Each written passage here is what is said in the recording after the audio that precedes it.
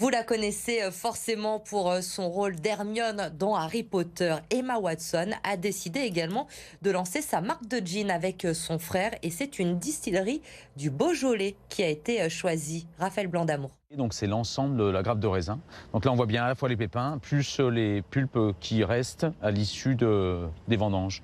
Difficile d'imaginer que ce tas de marc de raisin finira dans les prestigieuses bouteilles de gin d'Emma Watson. Et pourtant, c'est bien de ces cuves que l'alcool nécessaire à la fabrication de son spiritueux proviendra. C'est les mêmes conteneurs qu'on fait en expédition pour les gens qui veulent de l'alcool dans le 96, pour notamment l'élaboration de gin ou d'autres types d'alcool.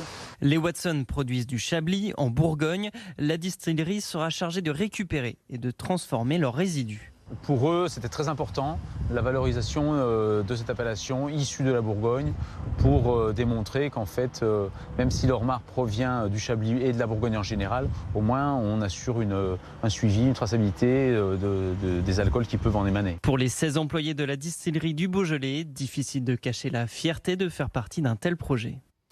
C'est toujours agréable de savoir qu'une personnalité utilise des produits qu'on fabrique. Après, dans le travail en lui-même, ça n'a pas une influence significative. On fait son travail comme d'habitude.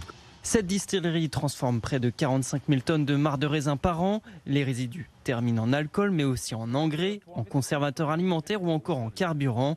Ici, rien ne se perd. Et là, on extrait les pépins de raisin pour la cosmétique, pour extraire les polyphénols qui sont utilisés dans les sociétés de cosmétiques.